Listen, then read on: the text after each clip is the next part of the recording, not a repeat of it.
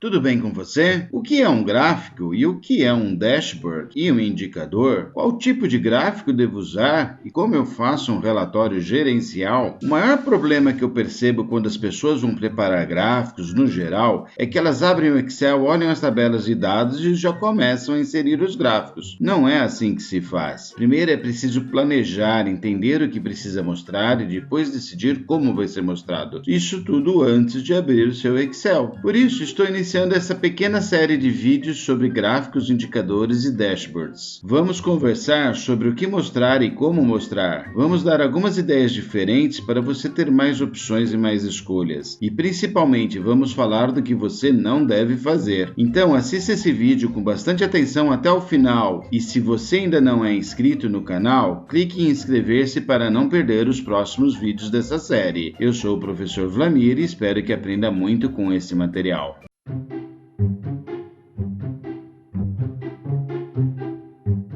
Há muitas definições sobre o que é um gráfico, mas eu gosto de dizer que um gráfico é um resumo visual dos meus dados. Essa definição tem algumas implicações importantes, vamos discutir isso. Eu disse que o gráfico é um resumo, certo? Se eu leio um livro de 300 páginas e faço o resumo em 2 páginas, todo o conteúdo do livro estará no resumo? Não. Se 2 pessoas lerem o mesmo livro, fizerem resumos do mesmo tamanho, os resumos serão iguais? Não, porque cada um de nós tem um ponto de vista diferente. Uma mesma história pode ter vários pontos de vista. Por isso que uma tabela de dados pode ter vários pontos de vista possíveis. Vamos ver um caso simples. Veja essa tabela sobre as vendas de sorvete numa pequena loja. Pode ser um relatório da caixa registradora do PDV da loja. Eu tenho a data e a hora da venda, o sabor do sorvete e o valor da venda. Quais pontos de vista podemos ter daí? Eu posso saber quanto eu vendo por dia, por mês, por ano. As vendas dependem do mês do ano? Quanto eu vendo de cada sabor do sorvete e qual sabor vendo mais? A preferência de sabor é a mesma ao longo de todo o ano ou varia de mês a mês por estação? Dentro de um mesmo mês eu vendo mais no início, no meio ou no final do mês? Quantos clientes eu atendo a cada horário do dia?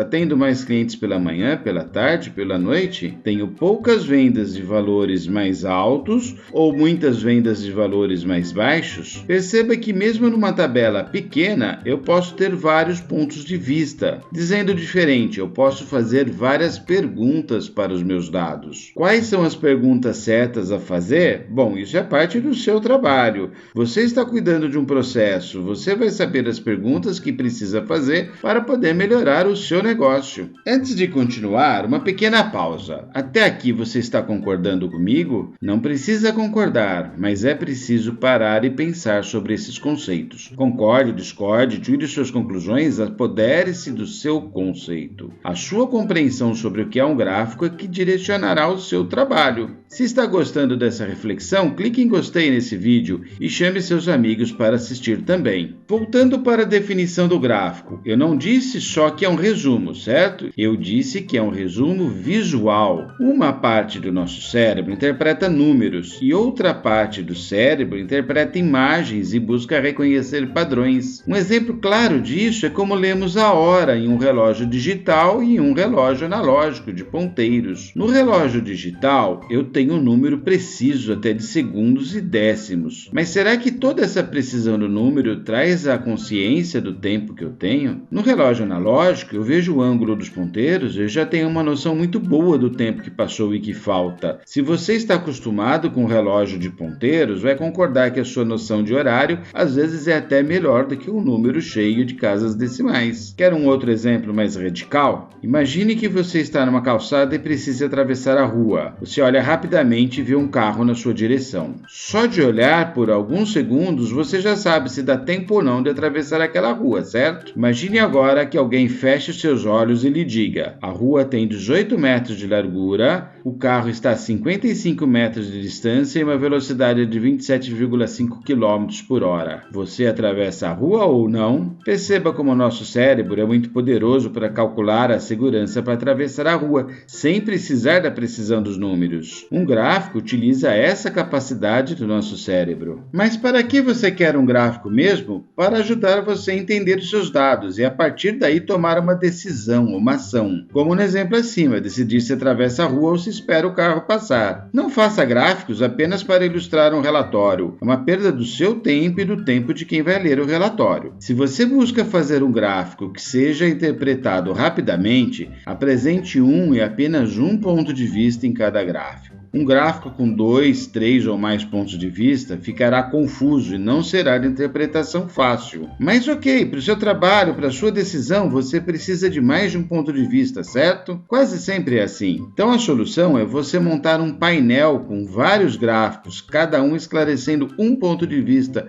uma informação, uma resposta do seu problema. Isto é um dashboard, um painel de instrumentos, onde você vê vários pontos de vista sobre o mesmo processo e com essa visão vai tomar suas decisões. Esse dashboard pode ser uma tela do Excel, um relatório impresso em PDF, uma imagem projetada no telão, mas o conceito é sempre o mesmo. Planejar um dashboard é pensar no seu trabalho. Que informações você precisa? Quais são mais importantes e como quer ver cada informação? As informações mais importantes devem ocupar mais espaço no seu painel. E pense na leitura como de um livro. As informações mais importantes no alto e à esquerda. A partir daí você vai lendo para a direita e depois para baixo. Assuntos diferentes em páginas diferentes. Se a apresentação é uma tela, os hiperlinks te ajudarão muito a passar de uma tela para outra. Estou mostrando na tela um vídeo que te ajudará com os hiperlinks. Indicadores são índices, parâmetros que resumem a performance de um fator de um processo. Permite avaliar de forma mais rápida o desempenho,